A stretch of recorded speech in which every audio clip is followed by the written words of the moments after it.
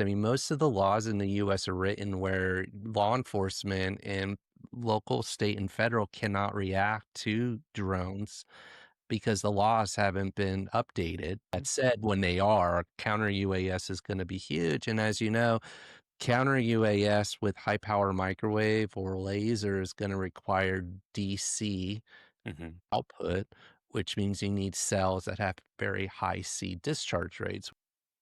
Yeah, and that's one where I mean, especially you look at like the touching on more of the counter UAS aspect of that, nobody is.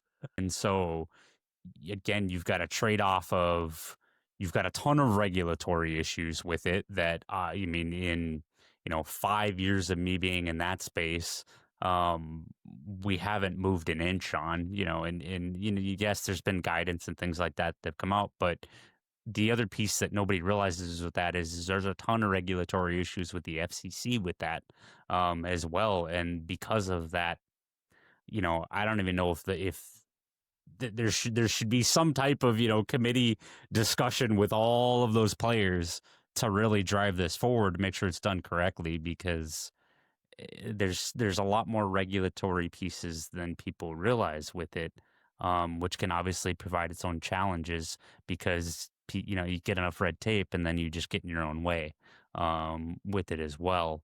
Manufacturing and different things there where progress gets in its own way because of regulatory guidance and different things there.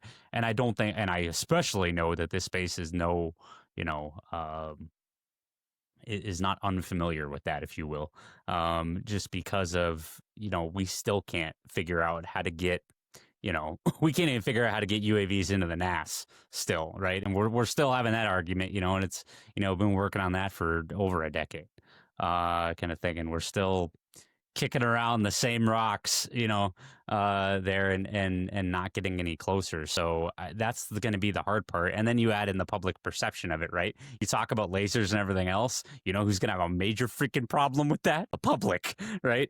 With it, because no one's going to be like, oh, hey, yeah, let me just launch this laser out of my backyard to shoot this drone down, with it, because again, you're shooting. What happens when it goes beyond that? What happens, when you don't have a way to make sure that that is completely safe, right?